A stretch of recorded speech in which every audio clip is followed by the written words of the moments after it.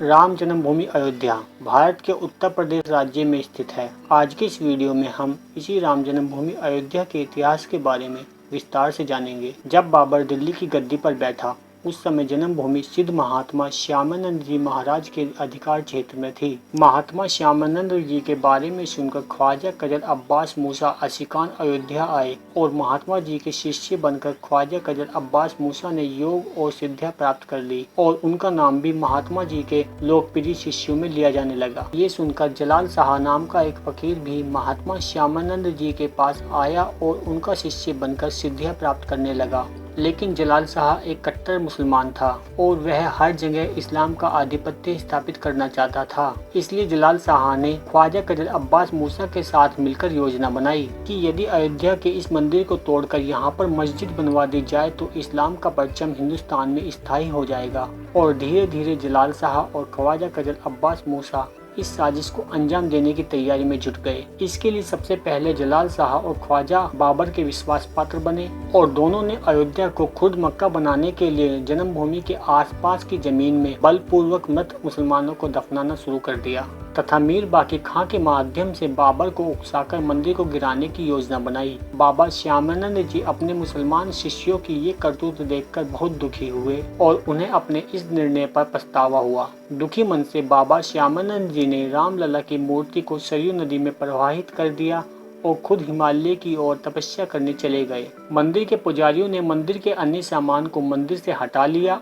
और स्वयं मंदिर के द्वार पर रामलला की रक्षा के लिए खड़े हो गए। जलाल शाह की आज्ञा के अनुसार उन चारों पुजारियों के सर काट दिए गए। जिस समय मंदिर को गिराकर मस्जिद बनाने की घोषणा हुई उस समय भीटी के राजपूत राजा मेहताब सिंह बद्रीनारायण की यात्रा के लिए निकले हुए थे। अयोध्या पहुंचने पर रास्ते में उन्हें खबर मिली तो उन्होंने अपनी यात्रा को उसी समय स्थगित कर दिया और अपनी छोटी सी सेना में राम भक्तों को शामिल कर 1,74,000 लोगों के साथ बाबर की सेना के 4,50,000 सैनिकों से लोहा लेने निकल पड़े। राम भक्त वीरता के साथ लड़े। 70 दिनों तक घोर संग्राम होता रहा और अंत में राजा मेहताब सिंह समेत सभी 1,74,000 राम भक्त मारे गए। इस भीषण कत्ले आम के बाद मीर बाकी ने तोप लगाकर मंदिर को गिरवा दिया और मंदिर के मसाले से ही मस्जिद का निर्माण करवाया।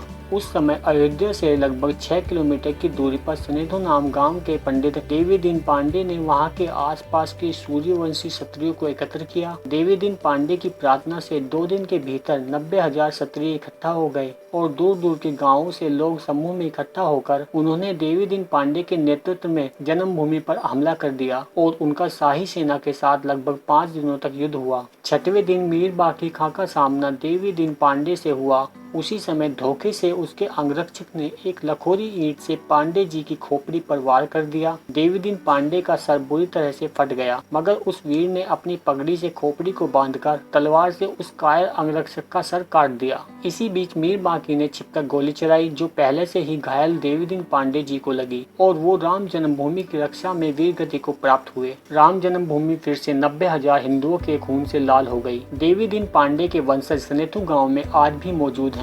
पांडे जी की मृत्यु के 15 दिन बाद हंसावर के राजपूत महाराज रणविजय सिंह ने सिर्फ 25,000 सैनिकों के साथ मीर बाकी की विशाल सेना से रामलला को मुक्त कराने के लिए आक्रमण किया। इस युद्ध में महाराज रणविजय जन्मभूमि की रक्षा करते करते वीर गति को प्राप्त हो गए। जन्मभूमि में 25,000 हिंदुओं का खून फिर बहा। महाराज रणविजय की पत्नी रानी जयराज कुमारी ने महाराज के वीर गति को प्राप्त करने के बाद उनकी कार्य को आगे बढ़ाने का पीड़ा उठाया और 3,000 नारियों की सेना लेकर उन्होंने राम जन्मभूमि पर हमला बोल दिया और हुमायूं के समय तक उन्होंने छापामार युद्ध जारी रखा। रानी के गुरु स्वामी महेश्वरानंद जी ने राम भक्तों को इकट्ठा करके सेना का प्रबंधन कर जयराज कुमारी की सहायता की। साथ ही स्वामी महेश्वरानंद जी ने सन्यासियों की एक सेना बनाई। इसमें उन्होंने 24,000 सन्यासियों को इकट्ठा किया और रानी जयराज कुमारी के साथ हुमायूं के समय तक कुल 10 बार राम जन्मभूमि के उद्धार के लिए हमले किए। 10वें हमले में शाही सेना को काफी नुकसान हुआ। राम जन्मभूमि पर रानी जयराज कुमारी का अधिकार हो गया,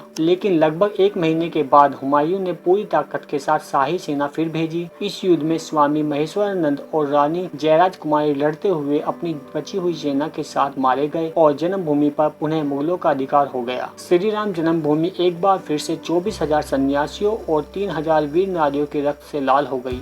रानी जयराज कुमारी और स्वामी महेश्वरानंद जी के बाद युद्ध का नेतृत्व स्वामी बालरामचारी जी ने अपने हाथों में ले लिया। स्वामी बालरामचारी जी ने गांव-गांव में घूमकर राम भक्त हिंदू युवकों और सन्यासियों की एक मजबूत सेना तैयार करने का प्रयास किया और जन्मभूमि को मुक्त कराने के लिए 20 बार आक्रमण किए। इन 20 हमलों में कम से कम 15 बार स्वामी बालरामचारी जी ने जन्मभूमि पर अपना अधिकार कर लिया, मगर ये अधिकार कुछ समय के लिए रहता था। थोड़े दिन बाद शाही फौज आती थी और जन्मभूमि पर पुनः मुगलों का अधिकार हो जाता था।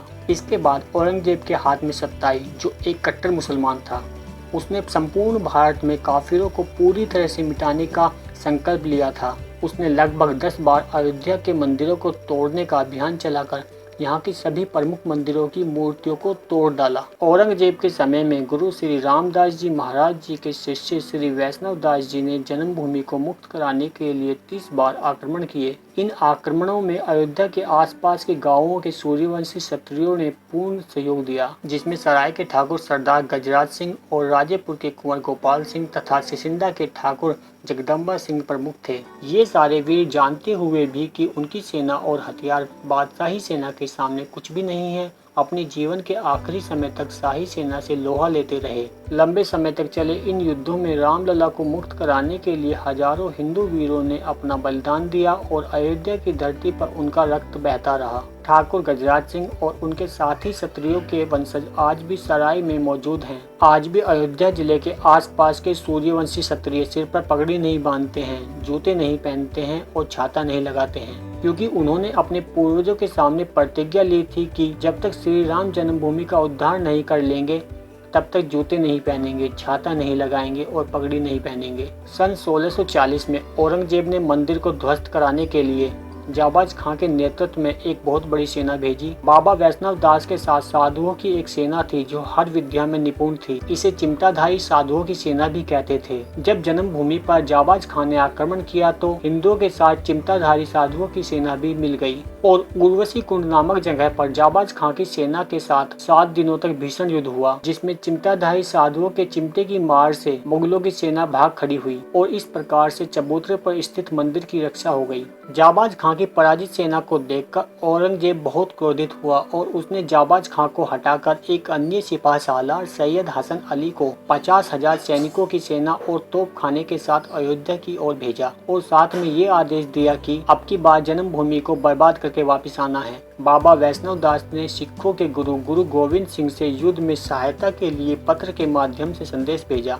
पत्र पाकर गुरु गोविंद सिंह सेना समेत तत्काल अयोध्या आ गए और ब्रह्मकुंड नामक स्थान पर अपना डेरा डाला। ब्रह्मकुंड वही स्थान है जहां आज भी गुरु गोविंद सिंह की स्मृति में सिखों का गुरुद्वारा बना हुआ है। बाबा वैष्णव दास एवं सिखों के गुरु गोविंद सिंह रामलला की रक्षा हेतु एक साथ रणभूमि में कूद पड़े। इन वीरों के सुनियोजित हमले से मुगलों की सेना के पांव उखड़ गए और सैयद हसन अली भी युद्ध में मारा गया। औरंगजेब हिंदुओं की इस प्रतिक्रिया से स्तब्ध रह गया और इस युद्ध के बाद 4 साल तक उसने अयोध्या पर हमला करने की हिम्मत नहीं की। औरंगजेब ने सन 1964 में एक बार फिर से श्री राम जन्मभूमि पर आक्रमण किया। इस भीषण हमले में शाही फौज ने लगभग 10,000 से ज्यादा हिंदुओं की हत्या कर दी और नागरिकों तक को नहीं छोड़ा तथा जन्मभूमि के अंदर मौजूद कुएं में मुगलों ने सभी मारे गए हिंदुओं की लाशें फेंककर चारों ओर 4 दीवारी उठाकर उसे घेर दिया। आज भी यह कुआं गढ़ शहीदा नाम से प्रसिद्ध है और जन्मभूमि के पूर्वी द्वार पर स्थित है। शाही सेना ने जन्मभूमि का चबूतरा खोद डाला। बहुत दिनों तक वह चबूतरा गड्ढे के रूप में वहां स्थित था। औरंगजेब के क्रूर अत्याचारों से मारी हिंदू जनता अब उस गड्ढे पर ही श्री रामनवमी के दिन भक्ति भाव से अक्षत पुष्प और जल चढ़ाती रहती थी। नवाब शहादत अली के समय में 1763 में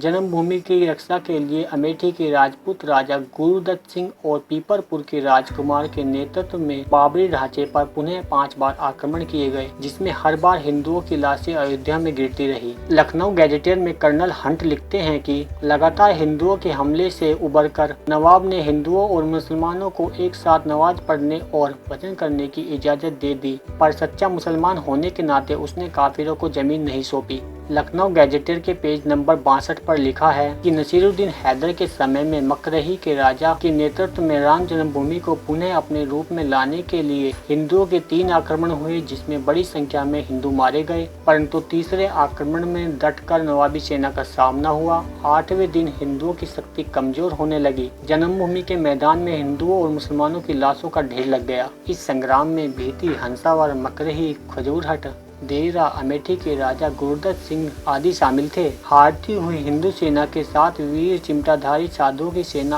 आ मिली और इस युद्ध में शाही सेना को पराजित कर दिया और हिंदुओं ने जन्मभूमि पर कब्जा कर लिया। मगर हर बार की तरह कुछ दिनों के बाद विशाल शाही सेना ने पुनः जन्मभूमि पर अधिकार कर लिया और हजारों हिंदुओं को मार डाला गया। नवाब वाजिद अली शाह के समय में दोबारा हिंदुओं ने राम जन्मभूमि को मुक्त कराने के लिए आक्रमण किया। फैजाबाद गैजेटियर में कर्णिघन लिखते हैं कि इस संग्राम में बहुत ही भयंकर खून खराबा हुआ। 2 दिन और रात होने वाले इस भयंकर युद्ध में सैकड़ों हिंदुओं के मारे जाने के बावजूद हिंदुओं ने राम जन्मभूमि पर कब्जा कर लिया। अयोध्या में प्रलय मचा हुआ था। इतिहासकार कर्णिघन लिखते हैं कि ये अयोध्या का सबसे बड़ा हिंदू मुस्लिम बवाल था। हिंदुओं ने अपना सपना पूरा किया और औरंगजेब द्वारा विध्वंस किए गए चबूतरे को फिर से वापस बनाया। इस चबूतरे पर 3 फीट ऊंची खस की टाट से एक छोटा सा मंदिर बना लिया गया, जिसमें पुनः रामलला की स्थापना की गई। लेकिन कुछ जिहादियों को ये बात स्वीकार नहीं हुई और जन्मभूमि फिर से हिंदुओं के हाथ से निकल गई। सन 1857 की क्रांति में बहादुर शाह जफर के समय में बाबा रामचरण दास ने एक मौलवी आमिर अली के साथ मिलकर जन्मभूमि के उद्धार का प्रयास किया। लेकिन 18 मार्च 1858 को कुबेर टीला स्थित एक इमली के पेड़ पर दोनों को अंग्रेजों ने फांसी पर लटका दिया।